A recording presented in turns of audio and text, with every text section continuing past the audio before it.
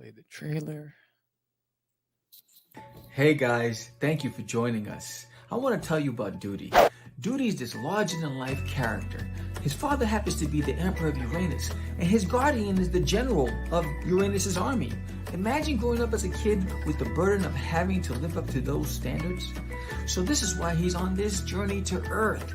He takes on this mission that's way over his head, but he won't admit defeat, right? He compensates with his bravado and his intellect.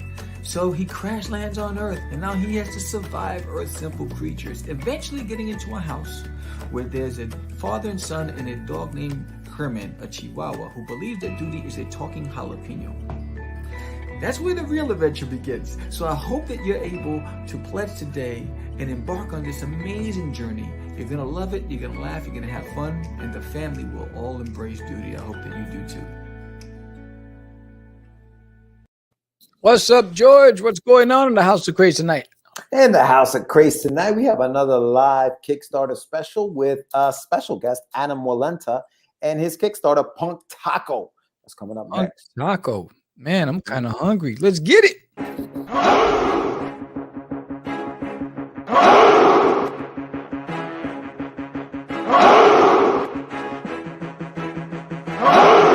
We are the only show for independents all around, giving you a platform to spread your word all over town. Cast the Craze is the place to promote to your fans with the dream of Medina and Sam the Crazy Man. Subscribe to our show and never miss an episode. It's time to get your mans, listen to us on the go. Updated every week, we never miss a day. Join the squad, come on in. It's time to catch the Craze. If you are an independent, catch the Craze. Making moves on your own, catch the Craze. On your grind in the streets, catch the Craze. Join the movement, catch the Craze.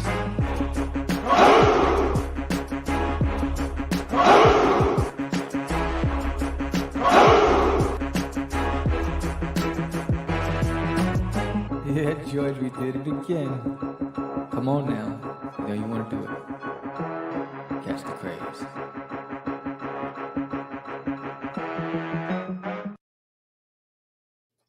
Welcome to Catch the Craze Podcast. I'm your host with the most, Sam the Crazy Man Vera, and I am with George, the Dreamer Medina. What's happening, everyone? Welcome to another exciting episode of Catch the Craze. We are live. It's 8 o'clock p.m. on Tuesday, March 8th, and we are live with another Kickstarter special. We are promoting another indie buddy of ours. His project is called Punk Taco. His name is Adam Wallenta, and he's going to be on in just a few minutes with us. But first, before you do anything else, guys, if you're watching this channel right here, make sure you subscribe, you like, you comment, you hit the bell so that you know when we're going live. We usually do these shows on Tuesday and Wednesday evenings for those who are watching. And then on Thursday, we also have another show called The Morning Brew with the Crazy Crew. Morning Check Brew. that out on Thursdays at 9 a.m. Yeah, so we got a few things going on. But yes, thank you so much for joining us. And for those who just left the 7 o'clock stream, this is the 8 o'clock stream, and I hope you're back to talk a little bit more with us. But Sammy, what's going on with you, my brother? How you doing?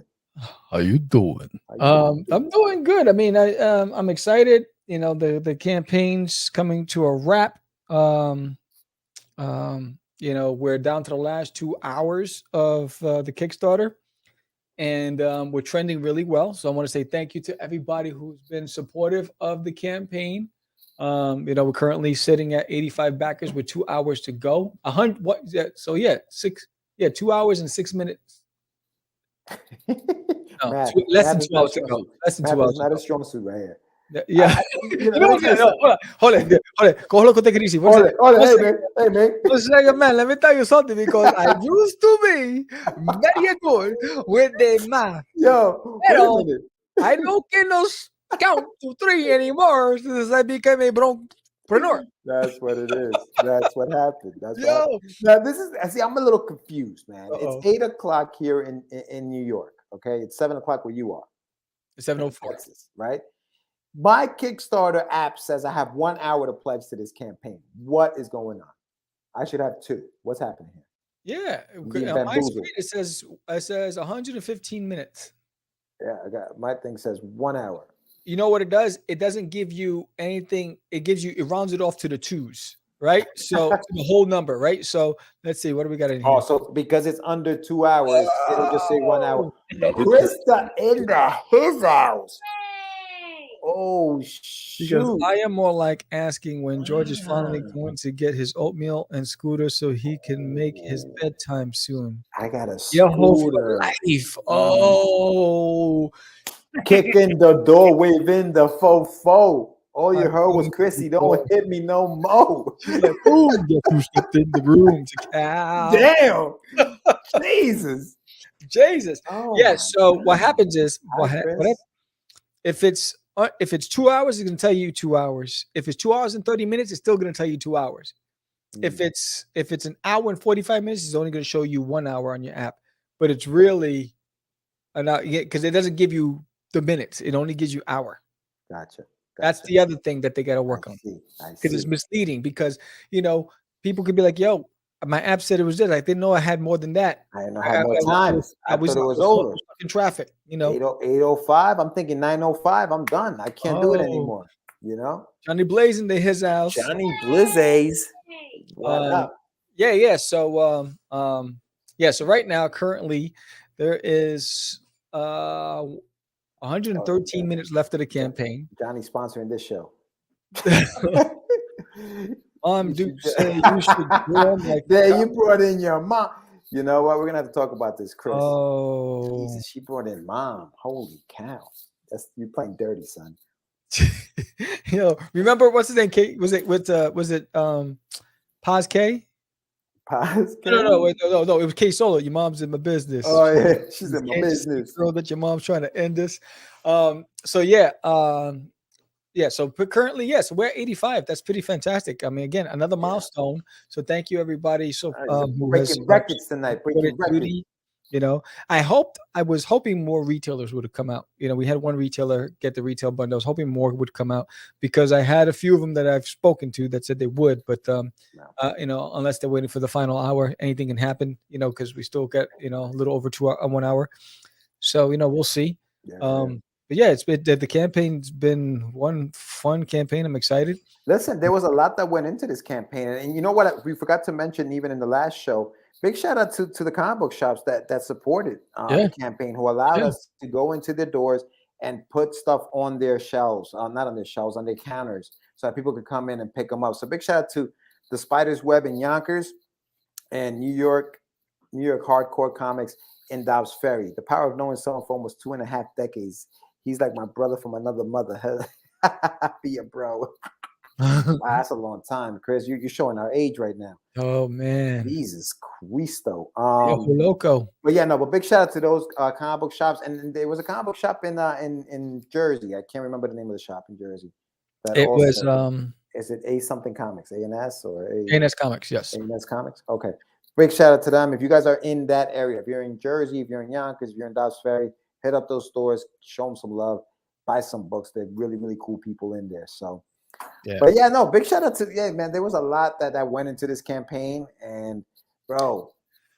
Yeah, I mean, I worked harder for this campaign than any of all the other campaigns combined. Oh, Ray Felix in the house.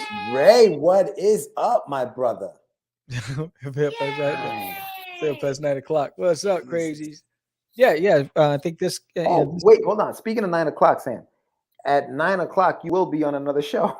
Yes. So right after this show. At 9 o'clock, I will be on, what is it called? Dispatches from outside the box. Yeah. With C. Michael Lanning and Stone Abdullah. Yes, sir. That's going to be a lively one. I'll be on their show right after this to close out the campaign. So that's going to be interesting. That's going to be a fun show. That's going to be cool, man. Anytime you're with Stone, it's going to pop off. Yo, now people are probably wondering where are you going to see that show? It's going to be over at the Ragin 2 network. So go to Ragin 2 on, just type in Ragin, RAGIN 2 on YouTube, and you'll find their show at 9 o'clock later on today.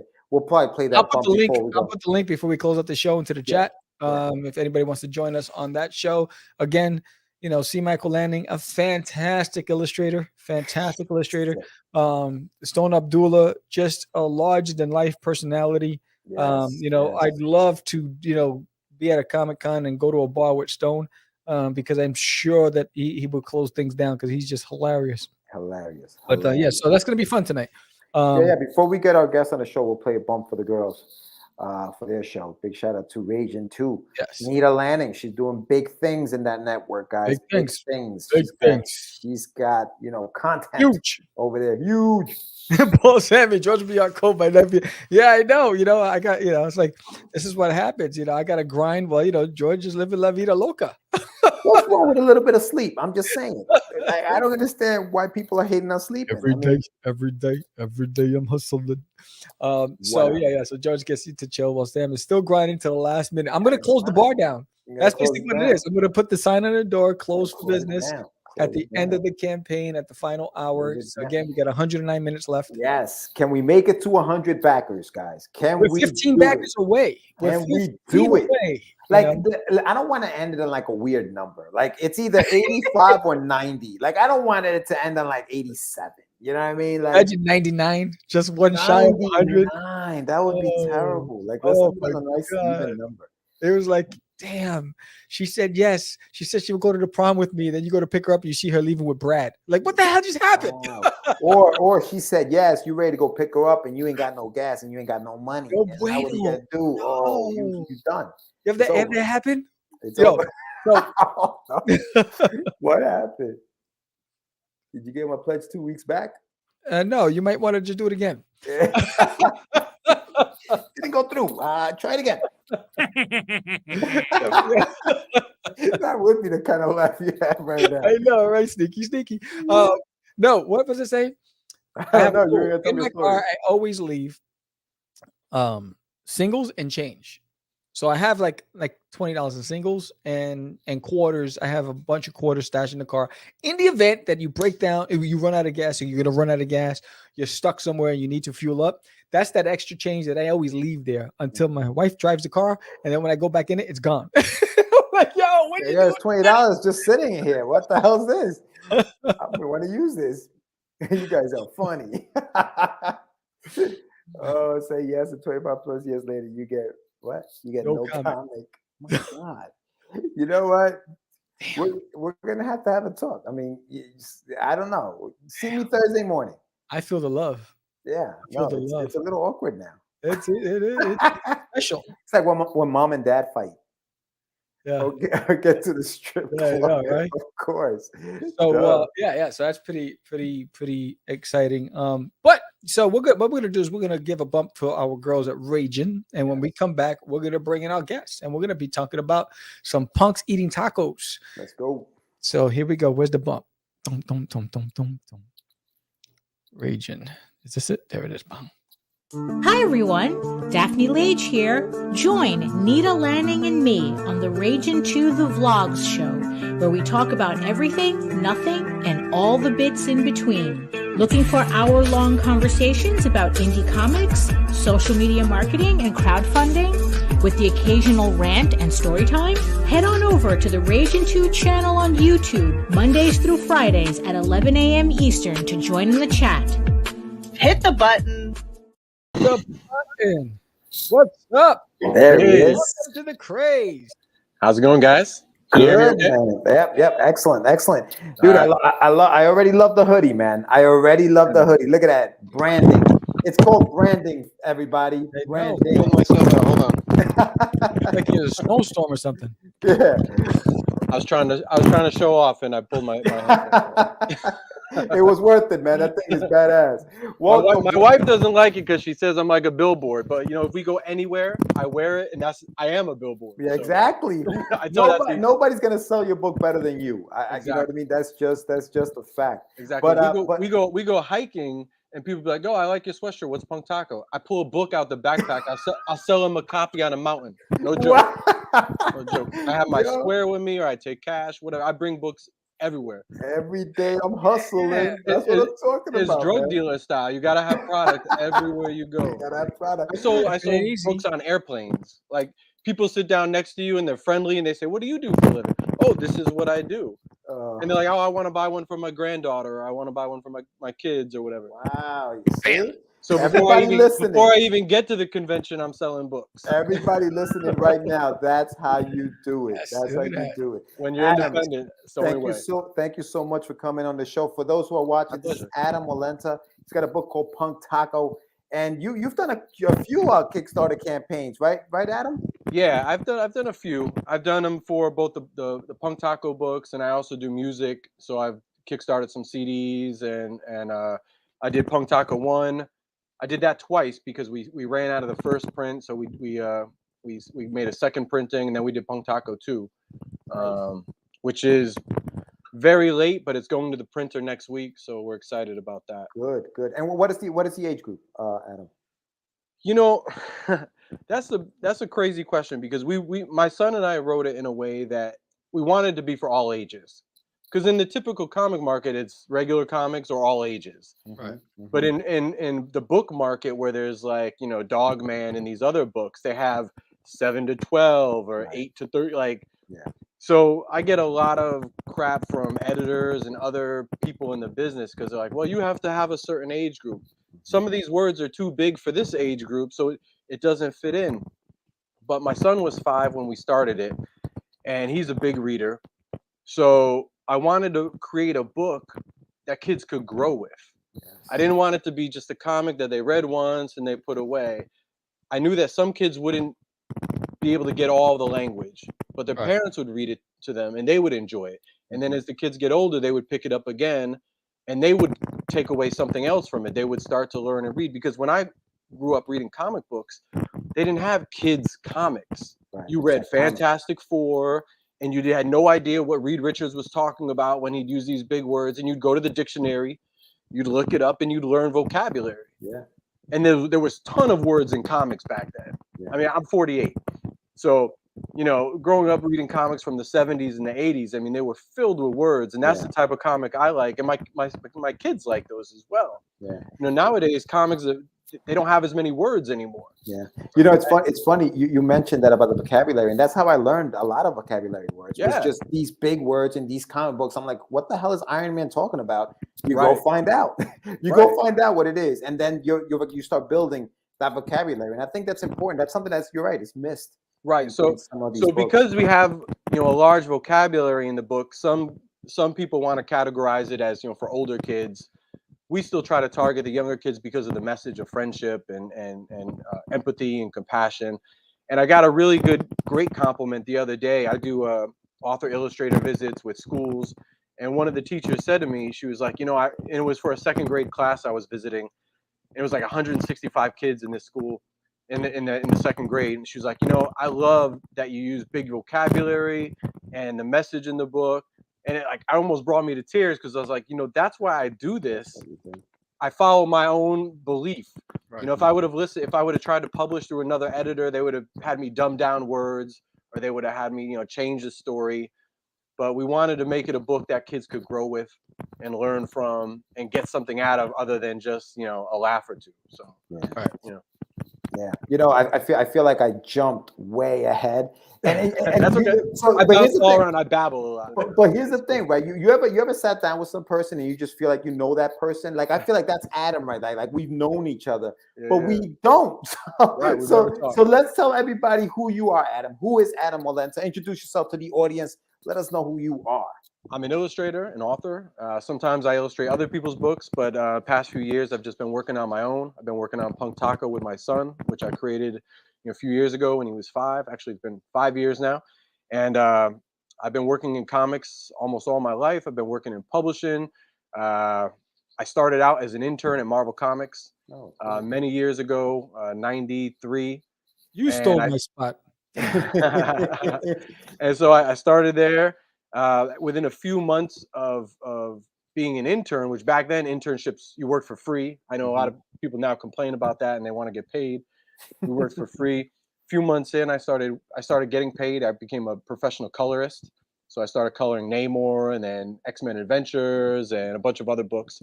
And then I started filling in for editors. So I started working as an editor. I wasn't an official editor, but editors would go on vacation.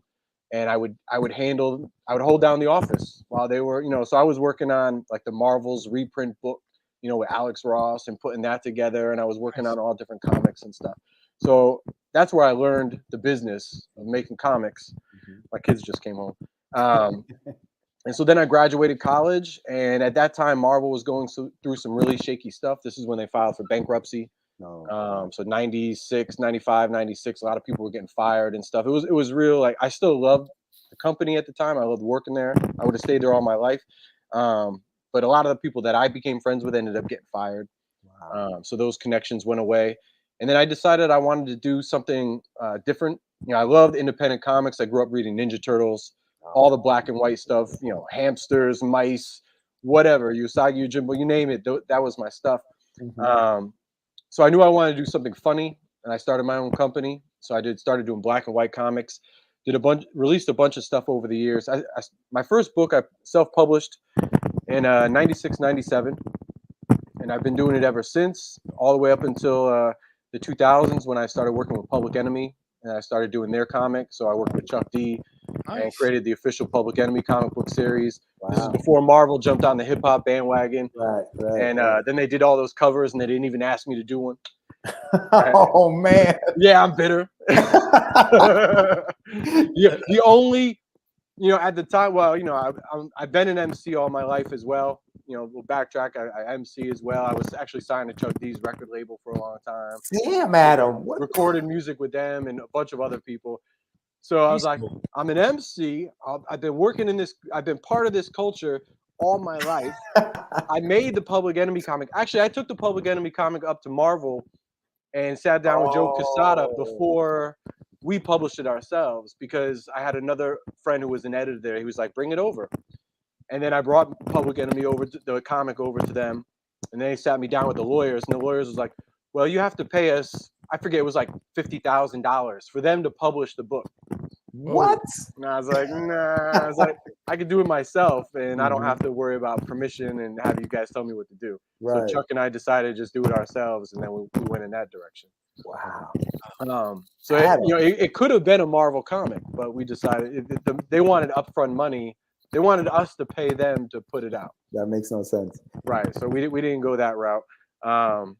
So yeah, so I've been part of the culture, part of, you know, it is my culture, and involved in the music, art forms, and everything else. And I was like, they're doing these hip hop comic book covers, and I was like, I don't even get to do one. Yeah. Wow. So let me ask you a question. I mean, there's a lot there. There's a lot there, right? Yeah.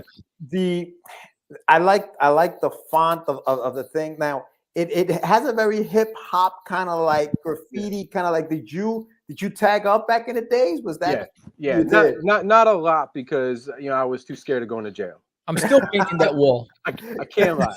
I never wanted to get arrested. What was it? I was still young when the graffiti scene was really big. I mean, like the 80s, early 90s. You know, I was still elementary school to middle school.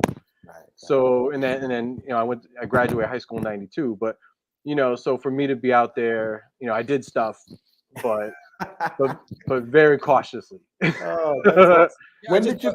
I just want to acknowledge that we do have people in the chat, and like Ray Felix did say, all Americans are billboards these days. At least you're promoting yourself and not Nike. Yeah, absolutely. Jonathan says, I have sneakers that match that hoodie. I want one. And then the hoodies are on Amazon. Hoodies and t-shirts are all Amazon. Look at them. And Michael San Martinez says, holy smokes, you got Punk Taco on. I found his website years ago. So it's pretty cool. Nice. So Adam, when did you pick up the pencil and the paper and start drawing? When did that passion for drawing start? How did that? All my life. I really can't say when it was. I've got some artwork from when I was, you know, probably 5, 6, 7. I started writing stories around the same time, because I actually had I used to make books on typewriters. So, you know, you type out the story, you would, you know, put the paper in, type it out, and then you pull it out, and I would draw the pictures on there and staple it together. So that's how I got my start. And you know, I've been doing it all my life, to the point where people just expected me to do it. And in some ways, there have been times when I even questioned that, like I like doing it as a kid, and it kind of just happened. So and then there's sometimes like, oh, I should have been a farmer, like, you know, like there's other things that I actually enjoy doing as well. I enjoy making art, obviously. I wouldn't be doing it this all. Yeah. But sometimes you do something so long, you wonder, like, was it my choice, or was it like something I just was, people assumed you were going to do it. So yeah, I went to, I drew through elementary, middle, high school, and then when it came time to pick colleges, it just seemed like that was, I didn't want to go to college and have to do math, Right, and science and all that stuff. So art school, I went to Pratt Institute in Brooklyn, and got my degree in illustration and communication design. Years later, I went back to school for teaching. huh? And then because I didn't take any certain courses in art, I had to go back and I had to take like a follow-up language course. I had to take history courses, all those things that I was trying to avoid. I was gonna say you were taking the math classes, the science classes. I didn't have to take math, luckily, because okay. I wasn't going to be teaching math. I was just teaching art. Good. So I was really lucky about that because funny enough, to get a teaching certification, I had to pass these praxis exams, and they did have math. So I had, at that point, I was in my 30s, so I hadn't taken math or done that type of math in almost over 20 years. Yeah. So when I took this exam, I failed. Oh. Now I'm getting at this point, when you go back to school at that age, you're crushing it. You're getting straight A's and everything. So I was at the top of the class as far as what I was learning. But when it came to take this test, which is just a standardized, you go to another facility, they put you in a room. It's like so that you don't cheat. They got cameras on you, and you take this computer test. And there was stuff on there that I literally probably didn't do well in when I was in high school. Never mind, I hadn't done it in 20-something years. Yeah. So I failed. Crushing, right? Because I can't get my teaching certification in art if I don't pass this exam. I took it 4 times. Right? I failed every time. Oh my God. Check this out. So the last time I took it, I didn't even read the questions.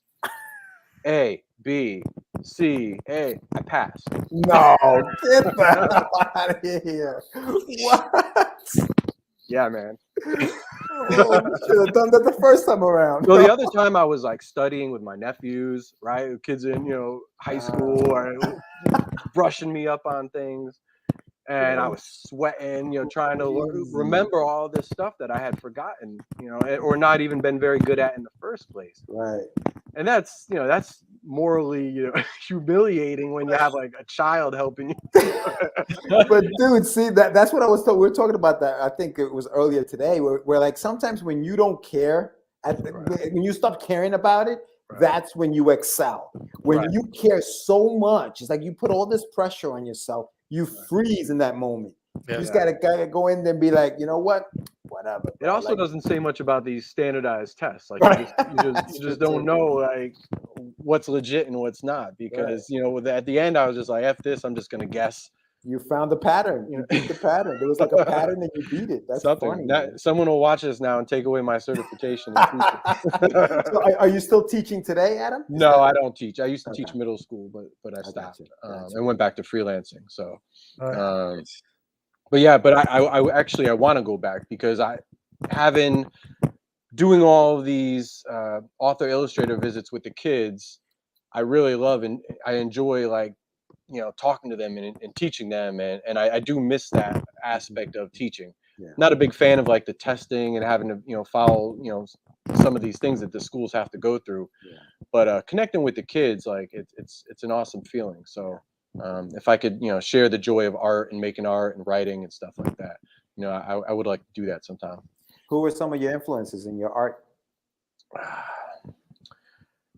In comics, it was John Byrne, George Perez, Lee Weeks, John Romita, all the classic guys, that I grew up reading, Ross Andrew, those are the ones that I love. And then when I went to college, I discovered other types of art, like Norman Rockwell and a lot of these other guys.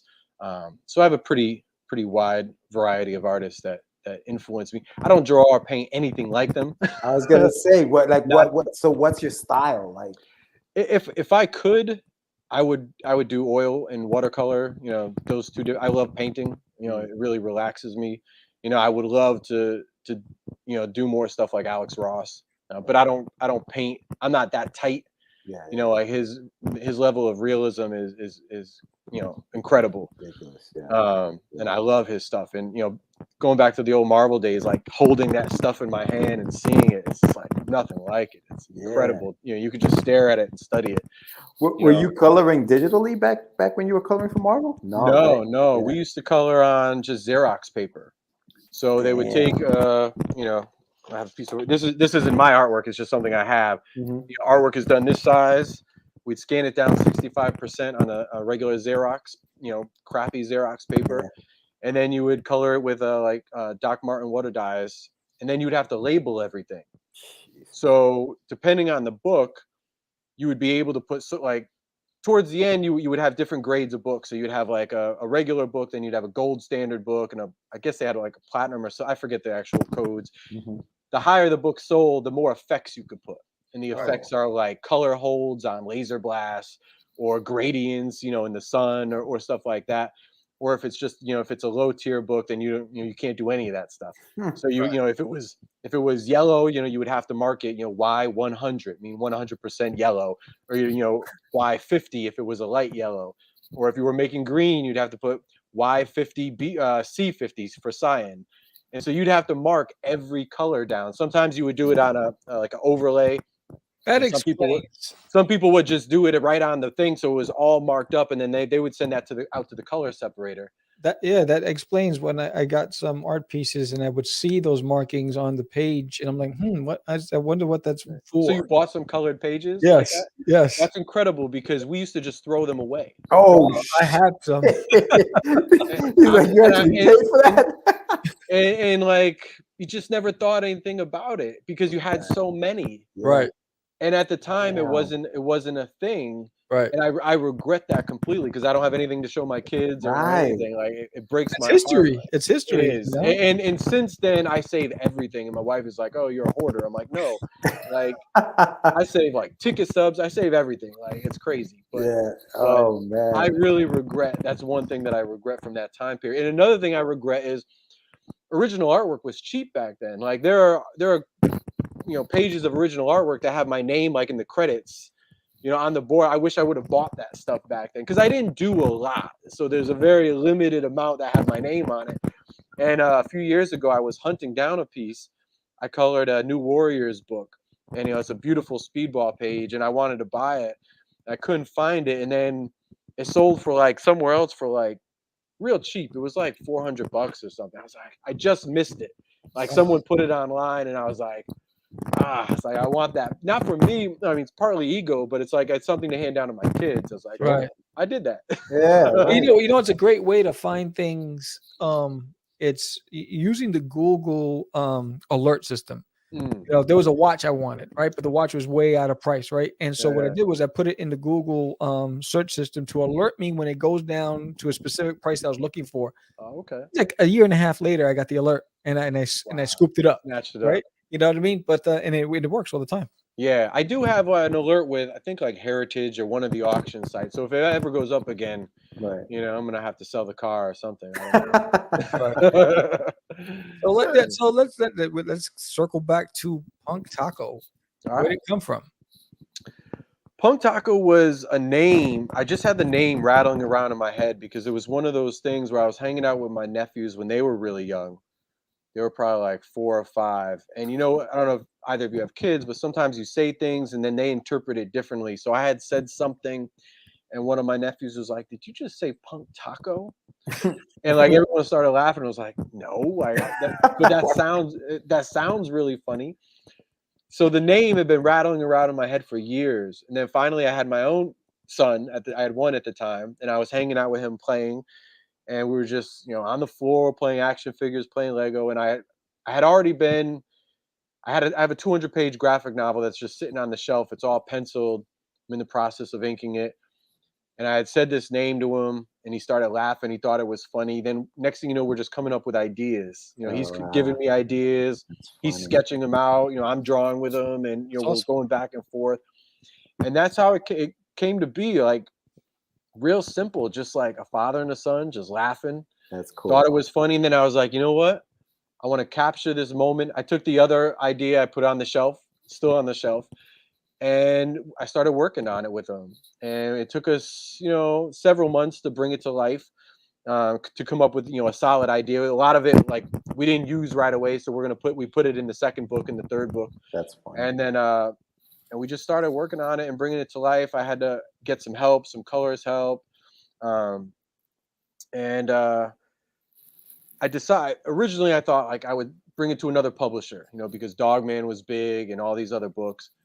But then I realized like a lot of times, like, it takes a long time for a book to get published. So like, even if they buy it, it could be like 2 years before it sees print, and so I wanted to capture that moment in time. He was 5, turning 6. They're only young for a very brief time. So I was like, you know what? I'm not. If I could waste a year of my time pitching this to people, and then they could still reject it. Right. And then where am I? And then you get demoralized because you got all these rejections. So we decided to publish it ourselves. I already have the experience doing it. We did a Kickstarter that got funded, and we did it ourselves. Put it out. Right at the end is when I went to my distributor.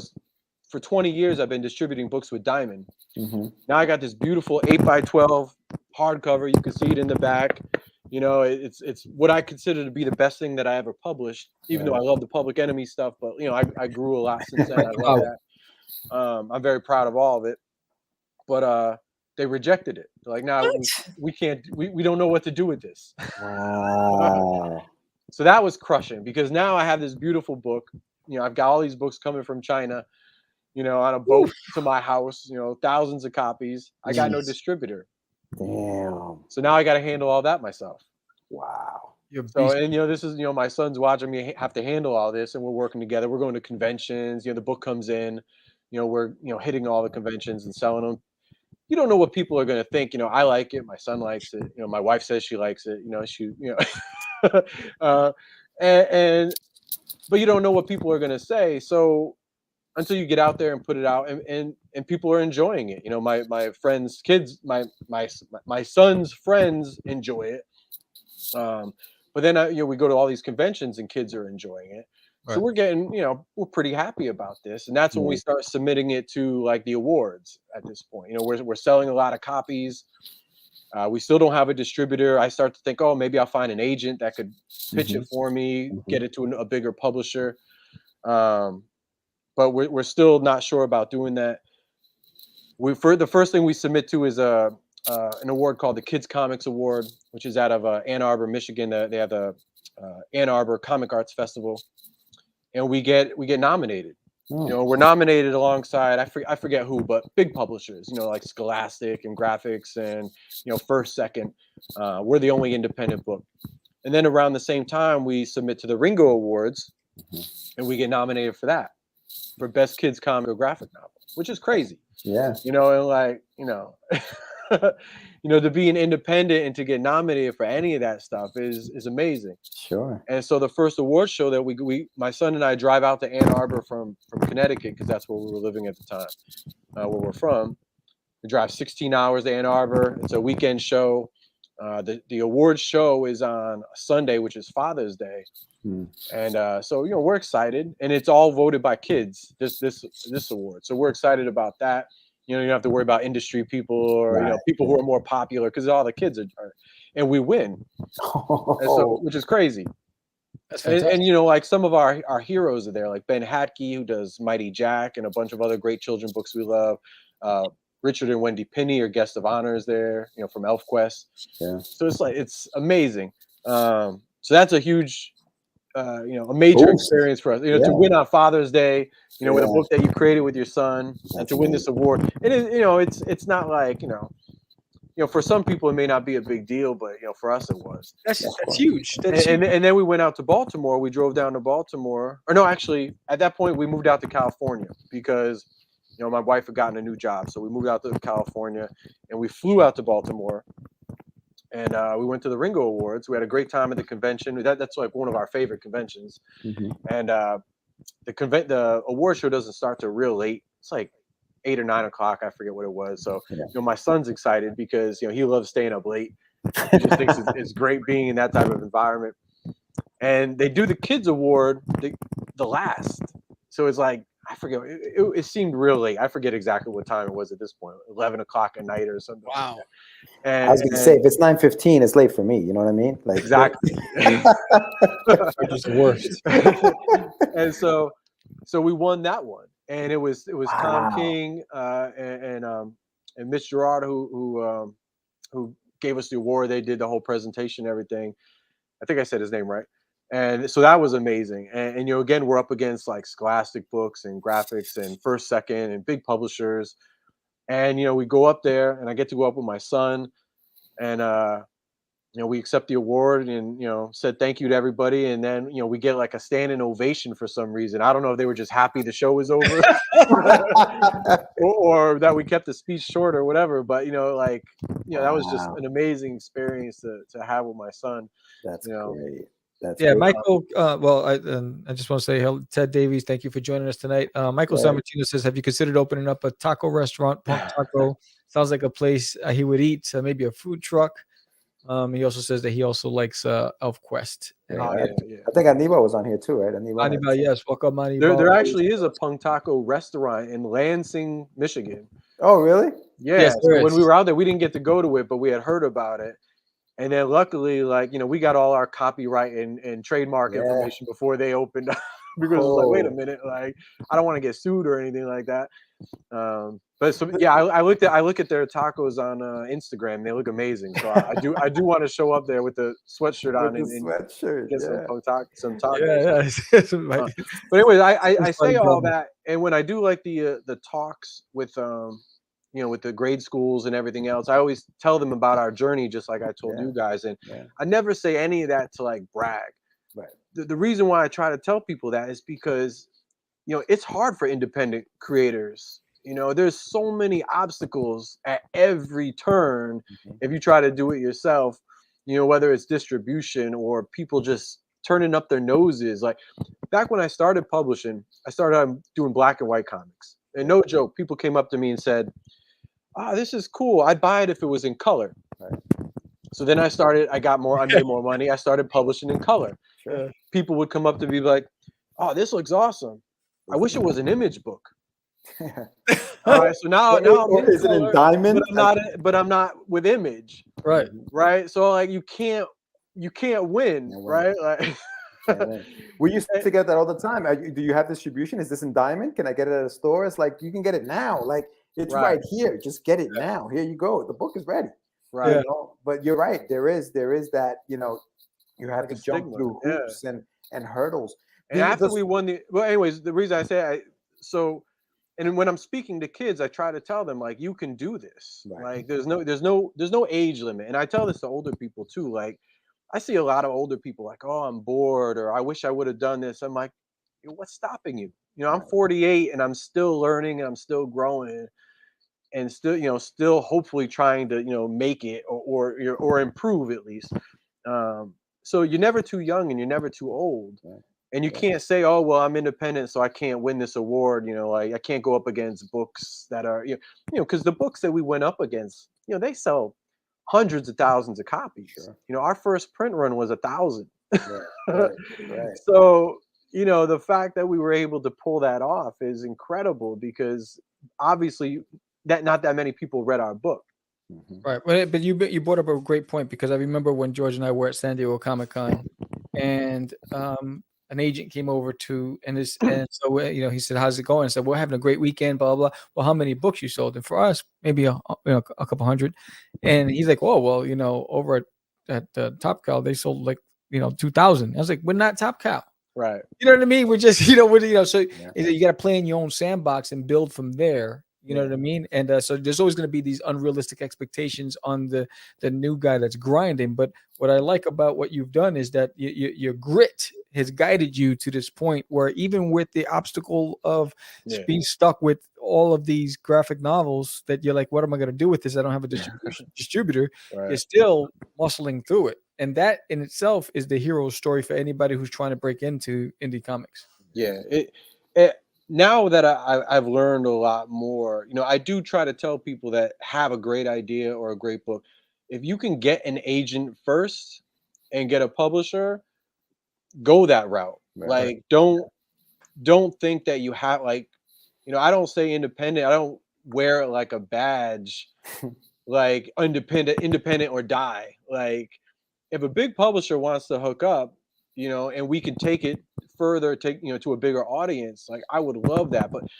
But the reason why I say try to do it first is because now we're getting all kinds of other obstacles. So after we won those awards, which, I mean, the Ringos are, you know, if you had to categorize them, it'd be like an Emmy, Yeah. you know, and the Eisner would be like the Oscar, right? Yeah.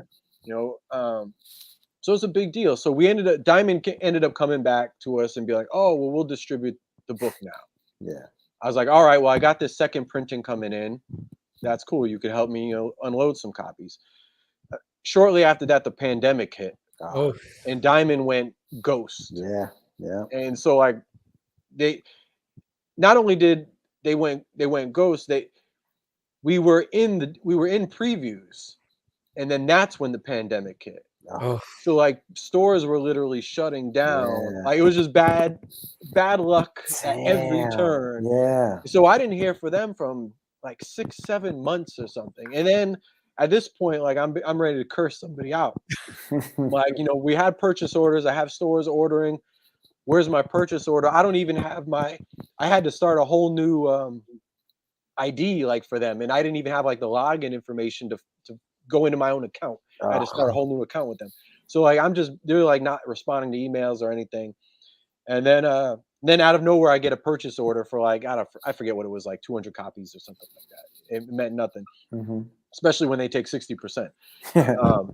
So we did have distribution, and then I had been sending out queries for agents, you know, trying to get a literary agent for Punk Taco, because even though we self-published the book, we don't have a big audience. We're not selling hundreds of thousands of copies. There's a whole Dogman audience, that millions of people that are buying these books that we haven't even tapped into yet. Right. I'm getting rejection letters. Oh no, you already published the book. We don't want anything to do with it. I'm like, you don't want to make money? Like, first of all, kids, I've already done the test marketing for you. Right. I'm proving that, you know, 2,000 people think it's dope. Right. I've won awards. Right. Now that's only 2,000. You're telling me there's not a million other people out there you can't sell this book to? Crazy. That's crazy. So now there's a stigma, and you know, now I'm sullied, right? Like, they won't touch me because I self-published. So that's why I tell people, if you can get an agent first, get a publisher, try it at least. Right. But don't let those rejections turn you away. If you know your stuff is good, then you self-publish.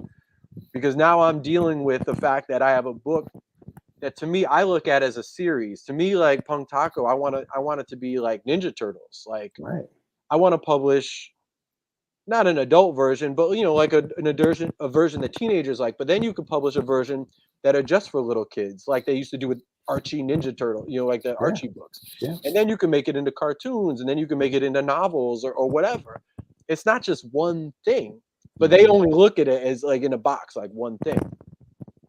You have to already be making millions for them to even consider you to be outside of a box. Yeah. Well, it's like Diamond, right? They wouldn't pick you up until you won the awards, until you sold all those copies. Right. So now the publishers are telling me, well, we'll only republish it if you're selling millions of copies. Oh my! Why would I come to you if I'm selling millions of copies? Because even 100,000 copies, I'm going to make more than if I sell 1 million copies with you, because I'm getting the full check. Yeah, I'm getting the bag. Wow. You know, so it's crazy. So then, but I do get an agent. I get an agent I speak with, and I'm not going to say any names. She's an established agent. She does good work. We connect over the phone. This is before the pandemic, you know, right when the second printing comes out. And, you know, I talk with her on the phone for like an hour or so. We have a real good connection. I think she gets it. She gets, like, the idea of the Ninja Turtles and multimedia, you know, having it be a multimedia property. And then the pandemic hits. Like, this is all kind of like happening at the same time. And then she ghosts me. Oh, God. So now I got an agent that's not, you know, responding to my emails or anything like that. And then every few months, she'll answer like an email, like a brief email or something. So I don't know what's going on. So I say that not to talk bad about her, but just to say, when you sign those contracts, if you do get an agent, make sure it's somebody that really believes in your work. Because at the end of it, at the end of our year, she did pitch the book, and we got rejected by every publisher in the business. So she pitched Punk Taco. It got rejected from everything from it's not my kind of humor to I don't like the artwork. Wow. And again, I'm looking at the book, and I'm like, are you like, how are you saying this? Like, kids love this book. Right. We won best kids graphic novel, and you're telling me like it doesn't have, you can't see the value in it. I mean, talking, we got rejected by everybody. Damn. Like, no joke. Damn. Everybody. Jesus. And and I say that laughing. It's not an easy rejection when you put your all into it, and people like it. Yeah. Not everybody likes it, obviously, but a lot of people like it. And then the people who are the gatekeepers are like, we don't believe in it. And those are the companies that can take it to hundreds of thousands or millions of copies. Right.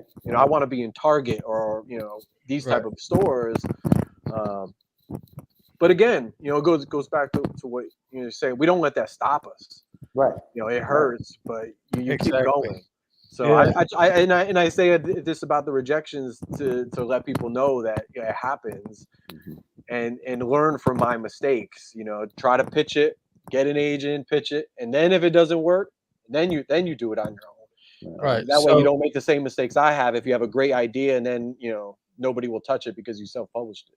Right. So what for this, because we're running it to the final minutes. So I'm going to give you the screen. I want you to pitch. Tell people why they should pick up Punk Taco. Where can they get it, and how can they reach you? So there you go. All right. First of all, you can reach me just by my name. It's Adam Wallenta, AdamWallenta.com or punktaco.com. You can find me on Twitter at Adam Wallenta, Instagram at Adam Wallenta, all that. So I'm really easy to find. Just type in my name. Punk Taco, it's an all ages book.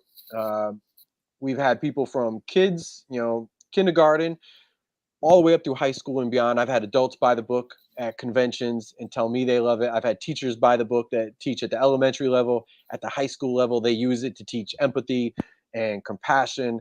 It's about an intergalactic space taco who rocks out across the universe with his band, spreading peace and love through the universe. And as they rock out, they're always getting into trouble. They make new friends. Sometimes they have to battle an evil bully, and they try to always do the right thing against impossible odds.